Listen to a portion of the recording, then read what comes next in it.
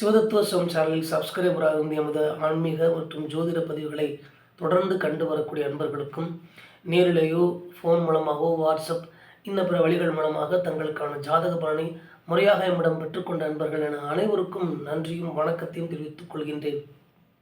இந்த பதிவில் நாம் பார்க்க இருப்பது ஒருவருடைய ஜாதகத்தில் ஜென்ம லக்னத்தில், அதாவது 1ஆம் வீட்டில் சூரிய பகவானும் சுக்கிர பகவானும் சேர்ந்து அமையும் போது ஏற்படக்கூடிய பலன்கள் சிலவற்றை மட்டும் இந்த பதிவின் மூலம் நாம் பார்க்க இருக்கின்றோம்.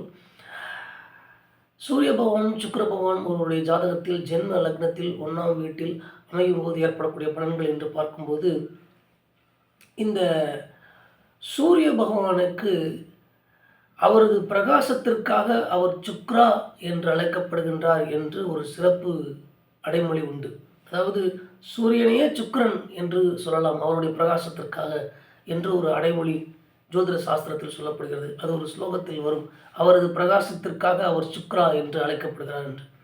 இப்பேற்பட்ட பிரகாச கிரகங்கள் என்று சொல்லக்கூடிய சூரியனும் சுக்கிரனும் சேர்ந்து ஒருவருடைய ஜாதகத்தில் ஜென்ம லக்னத்தில் அமைந்தால் ஏற்படக்கூடிய பலன்கள் என்று பார்க்கும்போது, மற்றவர்களின் விருப்பங்களுக்கோ அல்லது பார்வைக்கோ அதிக முக்கியத்துவம் தராமல் இவர்களுக்குள் இயற்கையாக உள்ளே எழும் விருப்பங்களுக்கு முக்கியத்துவம் தந்து செயல்படக்கூடியவர்களாக இருப்பார்கள்.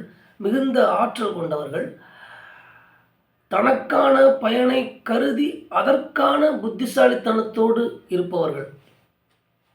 பணம் மற்றும் பொருள்கள் என்று இயற்கையாக ஒரு மனிதனுக்கு தேவையான விஷயங்களின் மீது ஆசைகள் கொண்டவர்கள், ஆர்வத்தோடு முயலக்கூடியவர்கள், எதிர்பாலினத்தின் பால் ஈர்க்கப்பட வாய்ப்பு அதிகம் கொண்டவர்கள் இந்த சூரியன் சுக்கிரன் லக்னத்தில் அமைய பெற்றவர்கள். அதே போல் சாதாரண விஷயங்களை செயல்களை தொடங்குவதை விட புதிதான அல்லது பிரம்மாண்டமான விஷயங்களை செயல்களை தொடங்குவதை அதிகம் விரும்பக்கூடியவர்கள். ஆரோக்கியத்தை பொறுத்த அளவில் வெப்பம் அல்லது வெப்ப குறைவு சார்ந்த நோய்கள் ஏற்பட வாய்ப்புகள் அதிகம் கொண்டவர்கள். அதே போல் நிர்வாக சிந்தனை நிறைய கொண்டவர்கள். இந்த சூரிய பகவான் சுக்கிர பகவான் லக்னத்தில் சேரும்போது அவர்களுக்கு நிர்வாக சிந்தனை நிறைய தோன்றிக் கொண்டே இருக்கும். இந்த சூரிய பகவானும் சுக்கிர பகவானும் ஜாதகத்தில் நன்றாக இருக்கும்போது அவர்களுக்கு புகழ் தேடி வரும். வாழ்க்கை நிர்வாகத்தில் சிறந்த திறமையும் அல்லது பெருமையும் அடைவார்கள்.